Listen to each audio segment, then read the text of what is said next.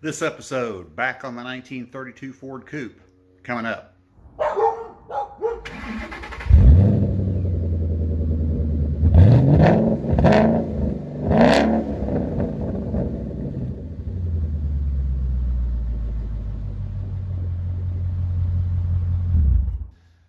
Well, good morning, good afternoon, good evening, good night, wherever you may be out there in YouTube world. Larry back in the shop today.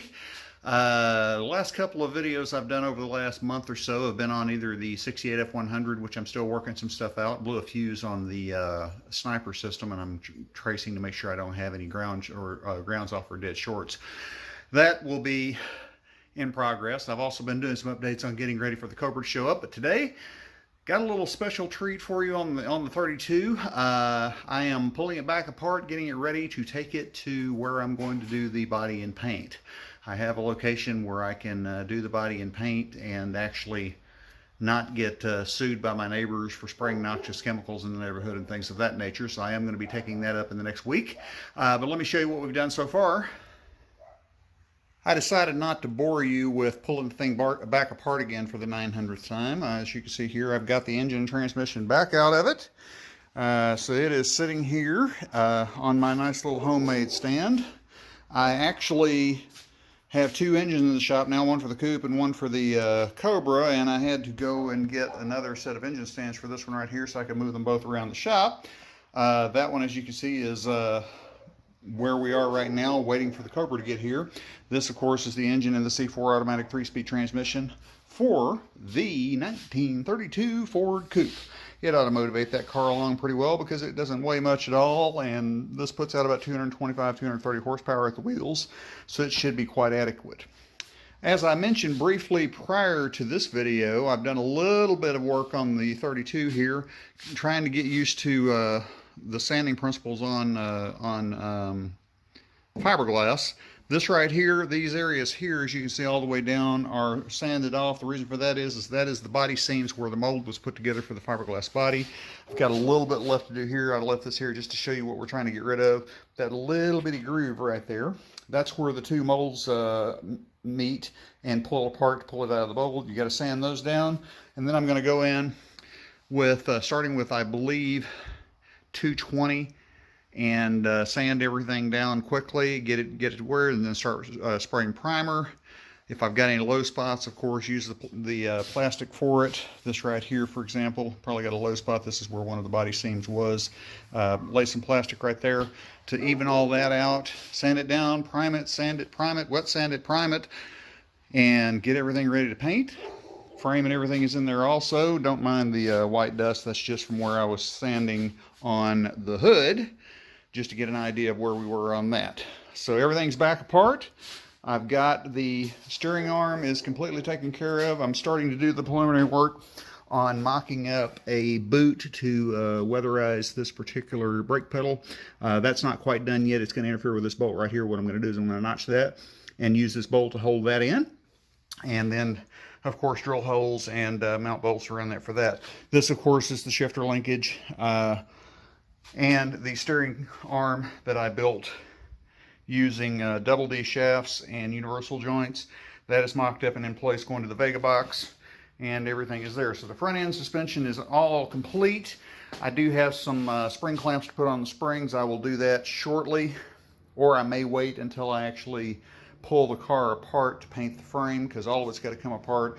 The front and rear suspension is already painted and powder coated, so it's not going to need to be done. But we are getting ready to have this car leave the shop and head off to do body and paint.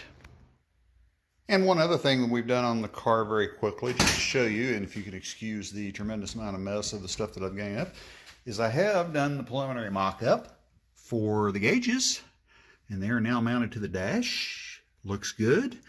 Once we get everything painted, I also have plans for this in between here. That will be coming soon, but the gauges are in and in position, and frankly, I'm surprised with my lousy ability to measure things how well it came out. Everything is centered up. I measured everything. It's exactly where they should be. Of course, a quick update on some of the other projects. Like I said, the 68 F100, I've got some wires to chase on that to make sure I don't have any insulation bare.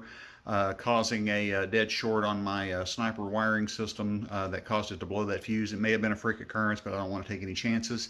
The Cobra, I spoke with the guy at Hurricane Motorsports, and delay on that has been they are building an undercar exhaust system. My Cobra is going to be a little different than the ones that you've seen probably. Usually they have the nice huge side pipes, side exit exhaust in the pipes and everything. For a couple of different reasons, I'm going with the undercar exhaust. First of all, I like the way it looks better. But mainly, my wife is, shall we say, vertically challenged. She's a little over 5 feet tall, and getting in and out of a Cobra is a challenge without having the exhaust burn a hole in your leg is bad enough. So if you're short-legged, it becomes even more difficult. So just as a matter of safety, I'm also going with the side exhaust. But I'm going with a street version of a Cobra, which means hopefully no hood scoop. It'll have undercar exhaust, bumpers as opposed to the quick jacks, and the dash is a little bit different as well. So of course we'll get all into that once the car gets here. But to make a long story short, the exhaust guy that's doing the exhaust on it, apparently one of his workers did the headers. The owner of the shop came in, saw the work that he did, wasn't happy with it, and being the perfectionist that he is, decided he would personally do the headers himself. The undercar exhaust, according to Jake, is already done. Looks wonderful up to the headers, and they are building the headers, and hopefully they're supposed to have those done this week. Once that is done, Jake will take it back to the Hurricane Cobra shop in Iowa and do the finish work on everything, getting all the final panels bonded, get the hinges built and things of that nature, and it will be ready to ship. So we're getting very, very close on that as well. But in the meantime, it's time to work on the Deuce Coupe. I've got it blown apart, got the engine back out of it. It is ready to load up on the trailer a week from today, and we are going to take it to where I'm going to do the body and paint. That will be, of course, a long and tedious process. You should know, and if you don't know, I'll tell you now, the trick to a good paint job is not really in laying down the paint so much as the preparation you do beforehand. So it takes time, you have to be patient. Sand, prime, wet sand, look for low spots, fill, putty, all of that is going to be done. So hopefully very, very soon we'll get started on that, and I'll shoot another video when we're doing that and bring you up to date.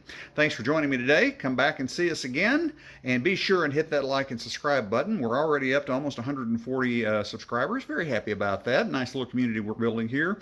And of course, feel free to comment if you have any questions. Thanks a lot.